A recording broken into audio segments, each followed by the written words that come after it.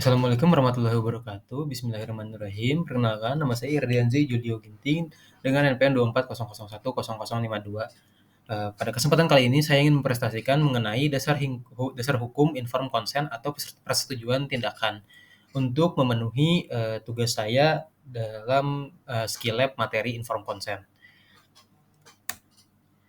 Yang pertama akan dibahas terlebih dahulu mengenai apa itu informed consent. Informed consent atau persetujuan tindakan adalah persetujuan yang diberikan oleh pasien setelah mendapatkan penjelasan yang cukup tentang prosedur medis yang akan dilakukan, termasuk resiko, manfaat, dan alternatif dari tindakan tersebut.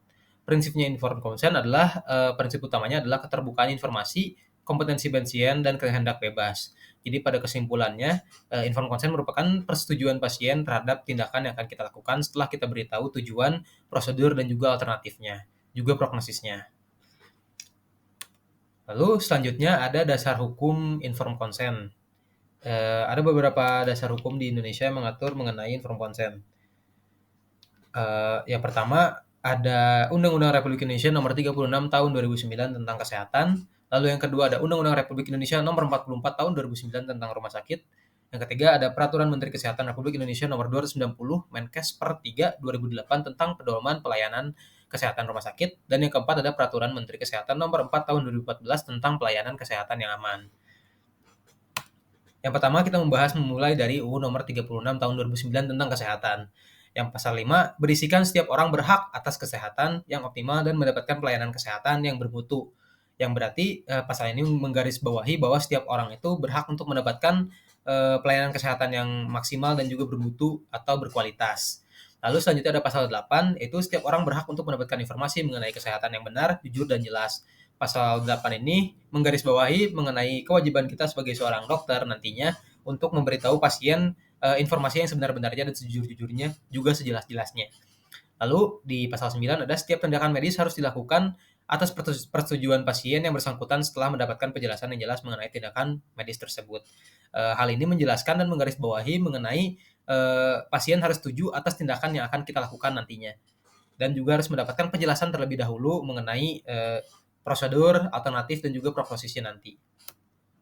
Lalu selanjutnya ada UU Nomor 44 Tahun 2009 tentang rumah sakit. Pasal 32 ayat 1 berisikan rumah sakit wajib memberikan informasi yang jelas dan benar kepada pasien terkait dengan kondisi medis dan tindakan yang akan dilakukan. Lalu pasal 32 ayat 2, pasien berhak memberikan persetujuan atas tindakan medis yang akan dilakukan setelah diberikan penjelasan yang memadai.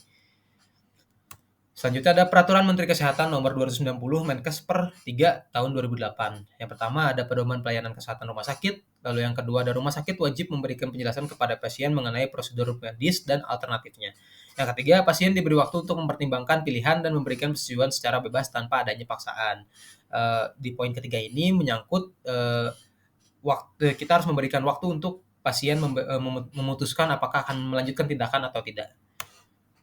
Lalu selanjutnya ada Peraturan Menteri Kesehatan Nomor 4 Tahun 2014, yaitu pelayanan kesehatan yang aman. Pasien berhak diberikan penjelasan yang jelas tentang resiko dan manfaat dari prosedur medis yang akan dilakukan. Lalu yang ketiga ada tindakan medis harus dilakukan berdasarkan persetujuan yang bebas dan tidak ada paksaan sama sekali. Yang tentunya harus berhubungan dengan prinsip informed consent atau menanyakan persetujuan pasien terlebih dahulu. Lalu prinsip-prinsip informed consent yang berhubungan dengan hukum dan UU dan dasar hukum yang tadi ada keterbukaan informasi, kemampuan untuk memahami, dan keputusan bebas. Keterbukaan informasi yaitu kita harus menjelaskan kepada pasien dengan sejelas-jelasnya, kemampuan untuk memahami, pasien harus berada dalam posisi yang memahami apa yang kita jelaskan. Lalu yang ketiga, keputusan bebas berarti keputusan ada di tangan pasien. Lalu prosedur informed consent yang terkait dengan dasar-dasar hukum tadi, yang pertama ada pemberian informasi, pemahaman pasien, dan juga persetujuan tertulis. Kesimpulan dari informasi ini adalah informasi adalah bagian penting dalam pelayanan pasien untuk memahami dan menyetujui tindakan medis yang akan dilakukan. Dasar hukum yang mendukungnya ada dalam berbagai undang-undang dan peraturan yang memastikan bahwa pasien menerima hak atas informasi dan kebebasan dalam mengambil keputusan medis. Berikut merupakan referensi yang saya gunakan dan saya cari. Sekian yang bisa saya presentasikan. Mohon maaf bila banyak kekurangan. Terima kasih. Wabillahi taufiq wal hidayah. Wassalamualaikum warahmatullahi wabarakatuh.